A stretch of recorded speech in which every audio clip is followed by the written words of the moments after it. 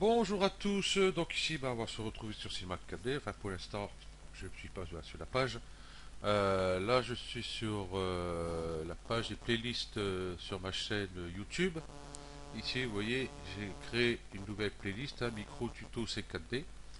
Donc dedans ça va être tous les tutos qui vont durer moins d'un quart d'heure, 10 minutes quoi. Euh, donc entre 3 minutes, 5 minutes, 10 minutes. Voilà, vraiment des tout petits tutos. Ça va être beaucoup plus sur les outils dans Cinema 4D. Disons les outils, en plus parler des options des outils qu'on n'utilise jamais ou très rarement. Donc moi, il y en a un qu'on va parler tout de suite, c'est l'outil mise à l'échelle que tout le monde connaît.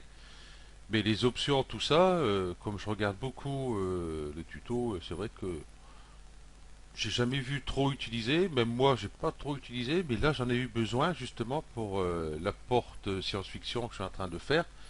Donc je l'ai vachement utilisé. Donc voilà, bon, là déjà la porte, hein, voilà. Donc tout bêtement, vous voyez pour ici, par exemple cette porte-là, quand j'ai fait une coupe ici, donc elle vient jusqu'ici en bas là, quand on fait par boucle, eh ben, elle va suivre le tracé de celle-ci plus ou moins. Tac, tac, tac, elle va s'amuser à faire ça la coupe.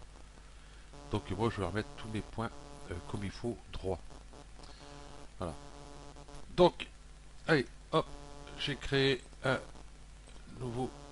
Voilà, ici. Je vais prendre un plan, allez, vite fait. Tac. Ici je vais mettre allez, 5. 5. On va mettre trop. Affichage, ombrage de gourou, ligne. Voilà. Je vais l'éditer. Voilà. Je vais dire que pour ma porte, quand j'ai fait la coupe, ça m'a fait à peu près un truc comme ça. Hop, c'est celui que je voulais prendre. Alors en gros, hein, donc je vais pas m'amuser à refaire pareil. Voilà. Disons qu'il faut remettre, je vais remettre tous ces points droits.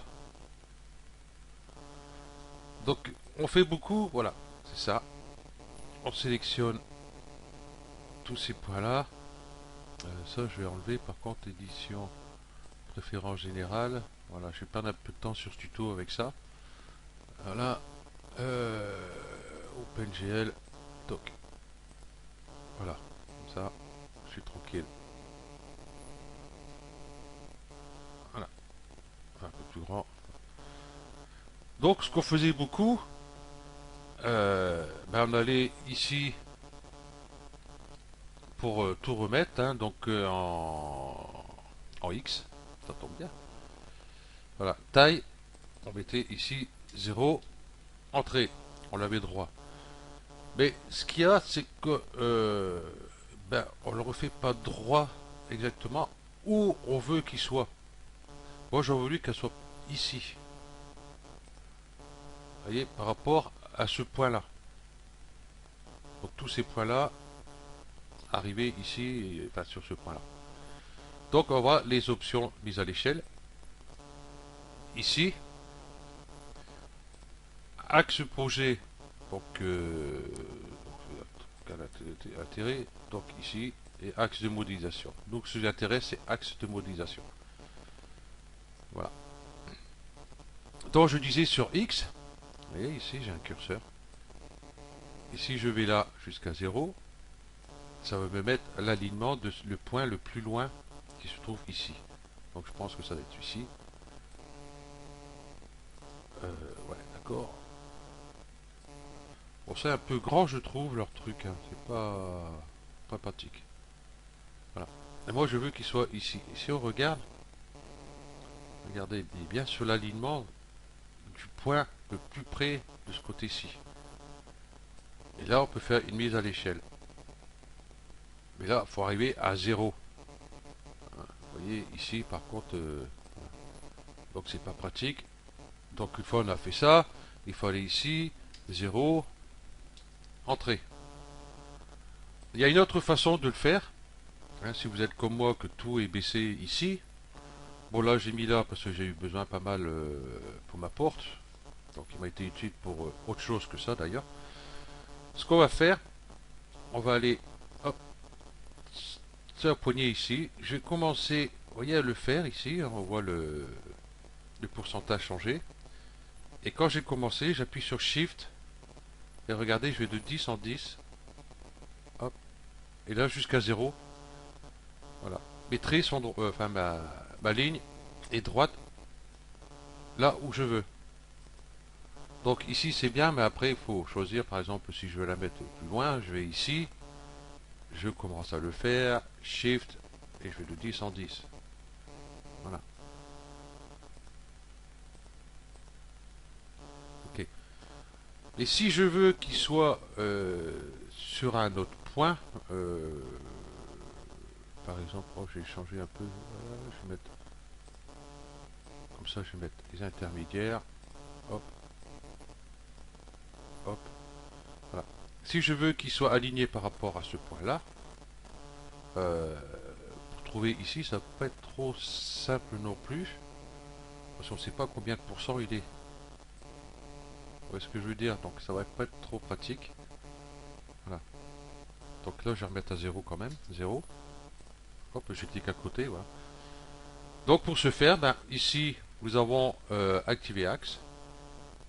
Voilà. Bien sûr avec l'outil mise à l'échelle, voilà. Et je vais cliquer là. Donc, et je désactive Axe. Et puis je commence, j'appuie sur Shift. Et bien tout sur ce point là. Donc voilà, le petit truc sympathique. Là j'ai fait bon sur X, sur Y c'est exactement la même chose. Bon, à part que là, bien sûr, j'ai pas sélectionné les bons points. Si je fais ça, hop, hop, hop, hop, voilà. Non, c'est sur la hauteur, quelle lane. Voilà. Là, c'est pareil. Et sur Y en hauteur, c'est exactement pareil. On peut jouer ici avec ça. Voilà. Ici, sélectionner objet, sélectionner racine, parent, ça, bon, je l'utilise pas. Ici, axe. Donc je garde axe ici, hein, parce qu'après on a monde, objet, racine, parent, normal, caméra. Donc moi sur genre d'objet comme ça, moi c'est sur axe. Voilà. Après vous pouvez essayer les autres, hein. Mais pas sur un plan, parce que c'est plat, donc essayez de faire ça sur le sphère par exemple, tiens ça serait pas mal. Essayez au moins tout cela quoi. Hein. Voilà. Ici conservez les modifications. Voilà. Ok, l'axe d'objet, donc il n'y a rien de spécial. J'ai jamais utilisé, donc je peux pas vous en parler. Et surface de subdivision, voilà, bon, jamais utilisé. Je l'utilise plus, c'est ça. Ça, voilà. Ici, activer axe. Ouais, c'est ça. Ok, donc merci d'avoir suivi ce micro tuto. Et puis, ben, je vous dis sur le prochain tuto. Allez, ciao.